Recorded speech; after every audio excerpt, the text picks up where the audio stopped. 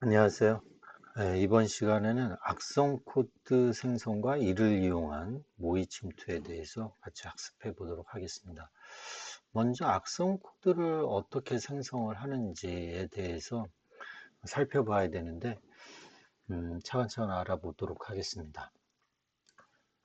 우리는 지금 악성 코드를 여기에서 만들 거예요. 윈도우 10, 윈도우 XP나 윈도우 2000이 아닌 일반적으로 윈도우 10은 아직도 많이 사용을 하고 있지요. 윈도우 10 이벨루에이션 판에서 요 평가판에서 만들어 보도록 하겠습니다. 악성 코드를 이용한 모의 침투에 대해서 우리 좀 간략하게 좀 살펴볼게요. 이 익스플로잇은 우리 메타스플로잇 프레임워크에서 이 익스플로잇을 할 때 익스플로잇은 공격 코드였죠. 소프트웨어 취약점을 이용한 침투 행위였어요. 근데 우리는 지금 악성 코드를 공격 대상자에 심어 놓고 이를 이용을 해서 지금 침투를 하려고 그래요. 그러니까 이 악성 코드는 침투 이후 공격자가 자신이 원하는 행위를 수행할 수 있도록 작성한 소스 코드예요. 네. 근데 사실 우리가 공격 대상자를 윈도우 10 또는 윈도우 11 이걸 대상으로도 할 수 있다라는 거예요. 지금 현재 여러분들이 많이 사용하고 있는 윈도우 10, 윈도우 11 데스크탑에서 만약에 백신이 안티바이러스죠. 이 백신이 원활하게 활동을 하고 있지 않으면 이 악성 코드를 심어 놓고 얼마든지 공격자가 침투할 수 있다는 겁니다. 자, 그래서 악성 코드를 이용한 모의 침투는 이스플로이 구문을 생략하고 페일로드 구문만으로 이루어진 형태가 바로 악성 코드의 전형이죠. 특정한 취약점이 없어도, 즉 윈도우 10이나 윈도우 11은 계속 패치가 되고 윈도우 업데이트를 시켜서 취약점이 없음에도 불구하고 사용자가 악성 코드를 실행함으로써 이게 실행이 되려면 뭐가 해야 돼요? 이 안티바이러스인 백신이 정상적으로 동작을 안 한다거나 이 악성 코드가 이 백신을 우회한다거나 그런 경우에 가능하겠지요. 악성 코드를 실행함으로써 침투가 가능하게 됩니다.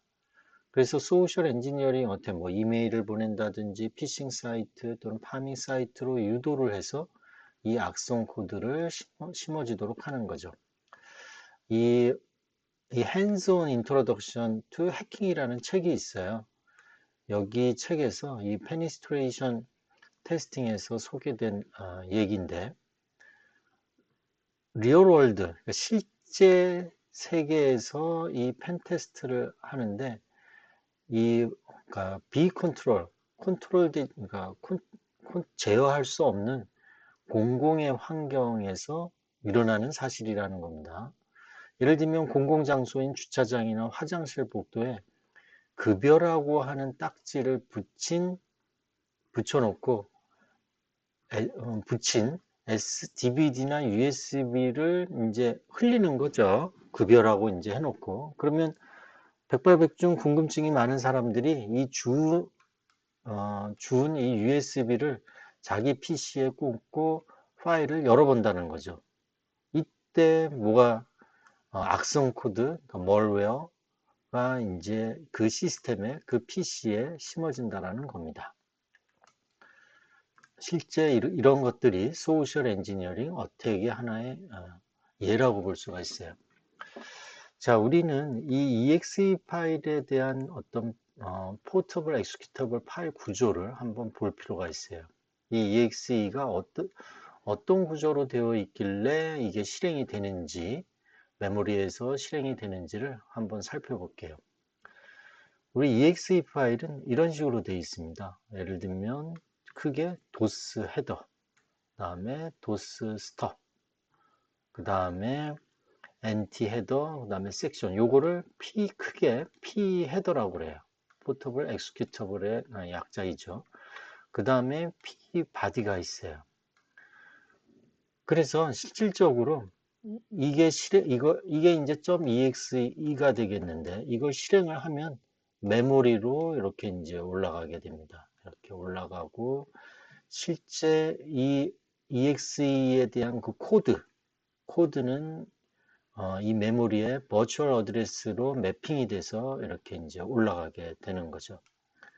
그러면 이 각각의 도스 헤더와 도스 스톱, NT 헤더, 이 섹션 헤더가 뭘 의미하는지 한번 알 필요가 있어요. 그리고 이 섹션은 실제 코드가 있는 부분이 되고, 이건 데이터가 있는 부분이 되고, 이 SRC는 우리 아이콘을 의미합니다. 아이콘. 예, 아이콘에 해당하는 정보를 의미하는 거죠. 여기가 이제 아이콘에 대한 위치 정보를 헤더가 갖고 있고, 이건 아이콘이 이제 실행될 수 있는 환경이 여기에 들어가게 됩니다. 그럼 각각을 한번 좀 자세히 좀 살펴볼게요. 이 P 헤더는 프로그램 실행 설명서 영역이라고 보시면 되겠어요. 그래서 도스 헤더는 윈도우 로더가 가장 먼저 확인하는 영역이에요. 그래서 이 MG 시그니처라는 걸 갖고 있는데 이 헥사로 4D4하고 5A를 이렇게 나타나고 있어요. 이게 뭘 의미하냐면 exe 파일임을 의미합니다. 그래서 이거는 실행 파일입니다 라고 이 도스 헤더에 표기를 해 놓는 거죠. 실행 파일이다. .exe 파일에 관련돼서 이 도스 헤더에는 이건 실행 파일이다라는 거를 시그니처를 집어넣는다라는 거예요. 도스 스터브는 도스 환경에서 실행 시 출력 메시지를 보여줍니다. 만약에 이 프로그램이 도스에서 실행할 수 없다 그러면 도스에서 실행할 수 없습니다 라고 뿌려주는 거죠. 그 다음에 이제 NT 헤더가 있어요. NT 헤더에는 P 시그니처 이러한 정보가 들어가 있는데 실행의 핵심 정보예요. 프로그램 실행 설정 파일이 되겠어요. 그래서 그 내부적으로 뭐 CPU 종류라든지 섹션 개수라든지 이런 메타 정보들이 이제 포함되어 있고 옵셔널 헤드의 엔트리 포인트 이미지 베이스, 메모리 크기 이거는 프로그램 시작 위치 또는 실행 옵션을 얘기하는 거고 이 파일 헤더에는 32비트용이냐 64비트용이냐 CPU가 32비트면 32비트용이다 64비트면 64비트용이다 라는 메타 정보를 갖고 있어요. 그리고 이 섹션에는 실제 코드 섹션 위치, 프로그램 코드 위치 안내가 되겠죠. 그 다음에 데이터 위치, 그 다음에 아이콘 이미지 위치 안내가 이 섹션 헤더에 들어가 있게 되는 겁니다. 자, 그래서 노트패드 메모장이죠. 메모장에 대한 걸 EXE를 실제 상황을 보면은 이 EXE 안에는 우리 P 헤더 영역에 CPU 종류 64비트인지 32비트, 이게 32비트를 얘기하는 거죠. 이게 64비트용인지를 안내를 하고 있습니다. 그래서 이 프로그램은 64비트용입니다. 라는 거를 P 헤더 영역에 들어가게 되는 거죠. 그 다음에 엔트리 포인트는 프로그램 시작 주소, 그다음 이미지 베이스는 프로그램이 메모리에 로드될 기본 주소, 그 다음에 섹션 개수, 그 다음에 각 섹션의 메모리 위치 정보를 이 헤더 영역에 갖고 있게 되는 겁니다. 그래서 프로그램 이름이 이렇게 되면 이러한 기본 정보를 P 헤더에 이제 갖고 있다라는 거죠. 그래서 이 섹션 헤더 txt, 이 텍스트, 코드죠, 코드. 이 코드의 실제 내용 예시인데, 이런, 이 텍스트의 실제 내용 예시를 보면은 코드가 어디에 있고, 코드가 얼마나 크고, 어떻게 취급할지만을, 를 얘기를 하고 있어요. 그래서 네임은 텍스트고, 버추얼 어드레스는 여기에 있고, 실제 이제 메모리에 이제 올라가게 되는데, 그럼 가상 메모리의 어드레스를 이용을 해서 포인트를 하게 됩니다. 그래서 텍스트 이름에 섹션이 있고 파일에서는 0x200에 있다. 그러니까 디스크의 파일로 있을 거 아니에요. 요게 예를 들면은 notepad.exe의 요 파일에는 요 텍스트가 요 위치에 있다라는 겁니다. 그리고 메모리에는 요렇게 있다. 그러니까 이거는 이제 버추얼 어드레스가 얘기되는 거죠. 그다음 크기가 10kb이고 요게 실행이 가능한 파일이다라는 거를 표기를 해 놓습니다. 그래서 바디의 섹션의 txt 실제 내용을 보면 이런 기계어 코드가 들어가 있고 실제 바이너리 관점에서는 이렇게 바이너리로 들어가 있겠죠. 그래서 이게 이제 실행이 되는 거죠. 자, 그러면 이제 악성 프로그램은 어떤 식으로 심어지게 되느냐? 아주 초기 버전인 악성 프로그램에 대해서 말씀을 드릴게요. 이 악성 프로그램은 영어로 이제 멀리셔스 프로그램, 멀리셔스 코드, 멀웨어 이렇게 공통으로 사용되고 있습니다. 바이러스가 이 프로그램의 뒷부분에 이제 위치를 하는데 이 뒷부분에 위치하는 이유는 이 백신이 파일을 스캐닝 하잖아요. 그러니까 제일 끝에 놔두면 바이러스 스캔으로부터 자신의 존재를 조금 더 숨길 수 있다라는 거죠. 그래서 이게 이제 정상적인 프로그램이라고 하면은 이 프로그램 시작 지점이 여기를 포인트를 하겠죠. 그래서 쭉 실행이 되다가 프로그램이 종료될 것입니다. 근데 바이러스를 심게 되면은 제일 끝에다가 이제 놓게 되면은 종료 뒤에 놓게 되고 만약에 프로그램 시작 지점이 이렇게 된다 그러면 시작을 하다가 여기서 점프가 되고 요 점프에서 보니까 또 점프를 해요. 그래서 바이러스 코드가 여기에서 이제 실행이 되는 거죠. 그죠? 음, 그래서 프로그램 뒤에다가 놓게 되면 아무래도 이 스캐닝을 할 때 스캐닝이 이 바이러스를 색출하지 못하는 경우가 생길 수 있다라는 겁니다.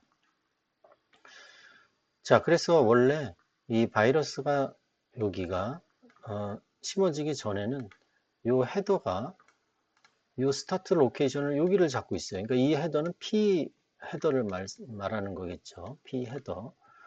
여기 스타트 로케이션이 이제 프로그램 스타트 지점이 여기가 이제 될 거예요. 그런데 여기 바이러스가 요 끝에 이제 심어지게 되면은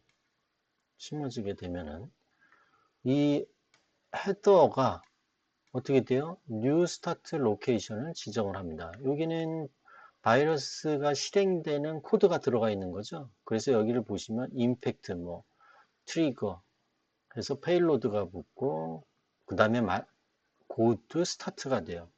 그러니까 바이러스 프로그램이 먼저 돈 다음에 요 정상적인 프로그램으로 점프하는 거죠. 그러면 여기서 이제 실제 정상적인 프로그램이 실행이 됩니다. 다시 말씀드리면 바이러스가 제일 뒤에 붙어 있으면 이 P 헤더의 new start 로케이션이 변경이 돼서 바이러스 코드가 실행이 되고 나서 정상적인 프로그램이 실행된다는 걸 볼 수가 있어요.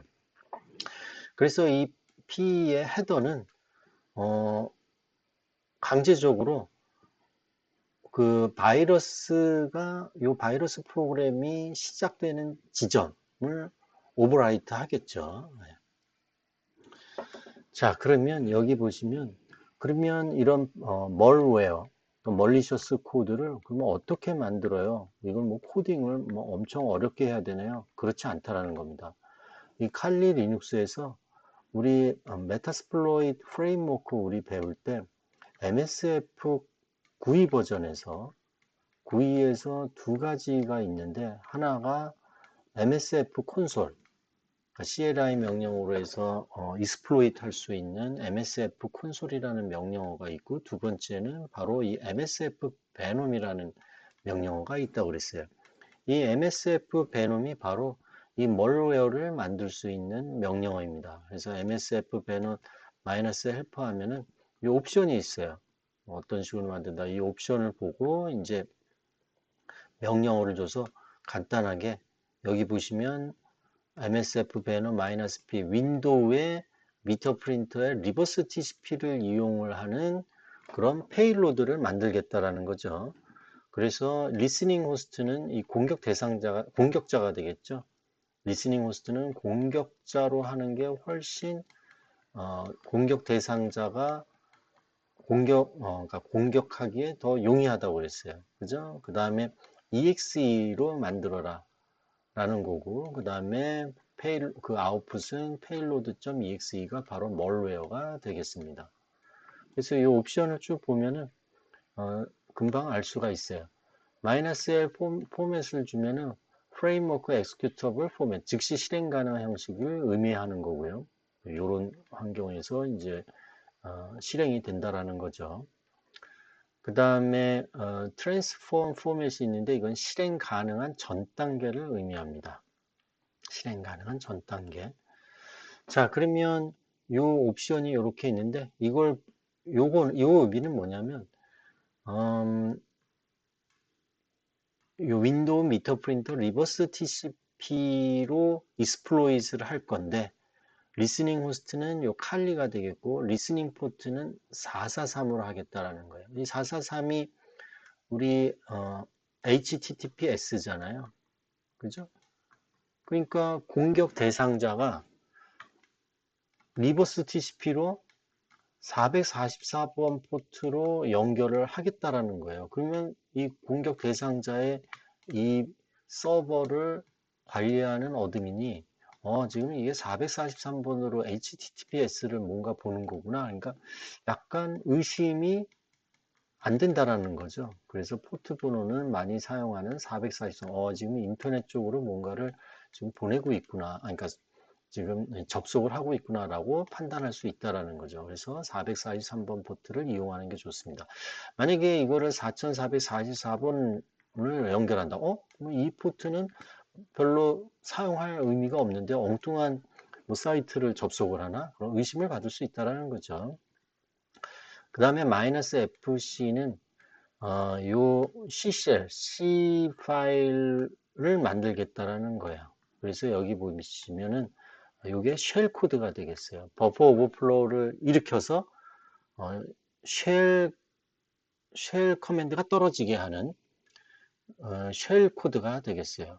쉘 코드가. 자, 그래서 -fc는 C 배열 쉘 코드를 의미한다. 그래서 이거는 버퍼 오버플로우를 일으켜서 이제 메모리에서 여기 이제 리턴 값이 있잖아요. 사전에 이 CCL 코드를 만들어서 이 메모리에 이제 유저 스페이스에 여기에다가 이제 상조를 시켜야 되겠죠. 그 다음에 여기 이제 버퍼가 있으면 이 버퍼의 오버플로우를 야기시켜서 이 정상적인 리턴 값이 이 CCL 코드가 여기 올라가 있는 이 부분을 포인트 하도록 이제 하는 겁니다. 그러면 이게 쉘 코드가 있으면은 이게 실행이 돼서 이제 쉘 프롬프트가 이제 떨어지게 되는 거죠. 네, 그런 의미를 얘기합니다. -f-exe는 윈도우 실행 파일을 만드는 거고요. 이건 로는 이제 순수 바이트, 요거는 파이썬으로 만들어라, 요거는 헥사로 만들어라 그런 의미예요. 네, 그래서 요 -fc를 준 이유는 C 언어에서 사용할 수 있는 쉘 코드 배열이다라는 겁니다. 네. 다시 한번 읽어보면 미터 프린터 페일로드를 C 언어에서 사용할 수 있는 쉘 코드 배열 형태로 출력하기 위한 옵션이고 주로 BOF에서 사용을 한다 라는 겁니다. 그래서 이 부분은 뭘 의미하면 소스 전체를 의미하는 게 아니에요. 소스 전체를 얘기하는 게 아니라 C에서 쓰이는 데이터 일부만을 생성하는 거예요. 그러니까 이게 C쉘 쉘 코드만 이제 일부 만들어 놓은 거예요. 그래서 여기서 포인트해서 쉘 코드가 실행되게 해주는 겁니다. 자, 그러면 요거를 한번 해볼게요.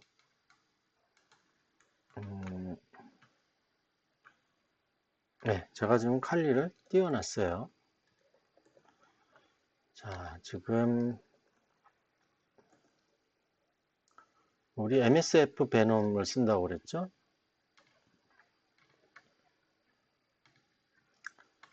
자, MSF 베놈 에서 마이너스 헬프라고 치면은 네, 이렇게 옵션이 쭉 나옵니다. 다양한 옵션이 있어요. 여기 보시면 뭐 여기 페일로드를 만들 때 뭐 인코딩도 가능하다라는 거죠.